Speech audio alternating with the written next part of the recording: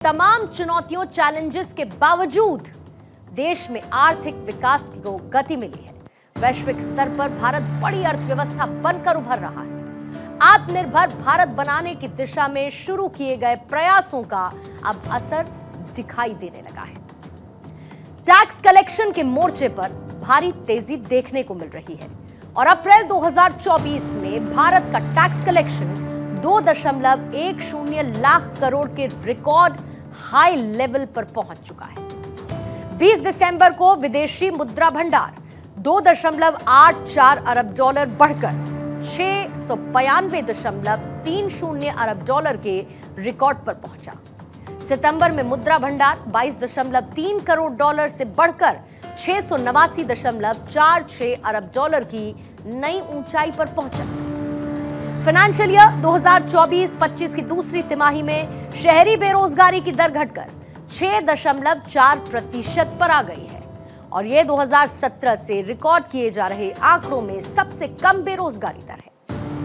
जनवरी से लेकर नवंबर 2024 के बीच यूपीआई से 15,547 करोड़ से अधिक का लेन देन हुआ, जिसके जरिए 223 लाख करोड़ रुपए की राशि का लेन देन हुआ है। साल 2024-25 के लिए कुल 7.28 करोड़ आईटीआर यानी कि इनकम टैक्स रिटर्न दाखिल किए गए और इसमें 5.27 करोड़ रिटर्न नए टैक्स रिजीम के तहत दाखिल हुए हैं और सितंबर को सेंसेक्स 85,978.25 के अपने रिकॉर्ड उच्च स्तर पर पहुंचा था। निफ्टी ने भी 26,277 के ऑल टाइम हाई रिकॉर्ड को छुआ है।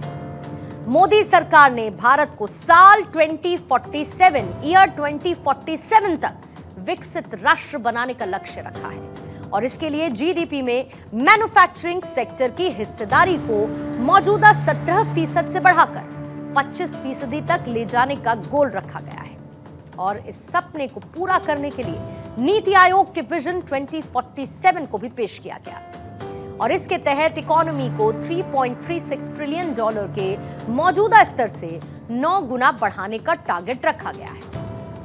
2047 तक भारत के विकसित राष्ट्र बनाने के पीछे एक आम आदमी के जीवन में क्या बदलाव लाने की कोशिश की जा रही है, उसे आप इस तरीके से समझिए कि हमारे देश में अभी भी स्वास्थ्य सेवाएं कई बड़े चैलेंजेस का सामना कर रही हैं और हाल ही में आई एक रिपोर्ट भारत में होने जा रही स्वास्थ्य क्रांति की बात करती है।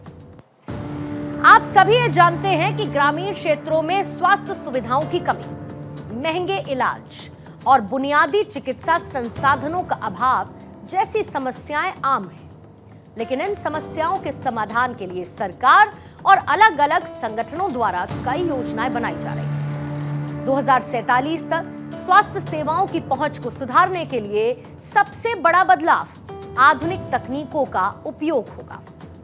इसके साथ ही मेडिकेशन, स्टिमुलेटेड इंटेलिजेंस और मशीन लर्निंग जैसी एडवांस टेक्निक के जरिए चिकित्सा सेवाओं को घर घर पहुंचाना संभव हो सकेगा। जैसे जैसे भारत में डिजिटल स्वास्थ्य सुविधाओं का एक्सपेंशन होगा, लोग वीडियो कॉल्स, एप्लीकेशंस और दूसरे ऑनलाइन प्लेटफॉर्म के माध्यम से डॉक्टर से कंसल्टेशन ले सकेंगे। वहीं साल 2047 तक हर एक भारतीय को स्वास्थ्य बीमा मिलना एक महत्वपूर्ण लक्ष्य हो सकता है।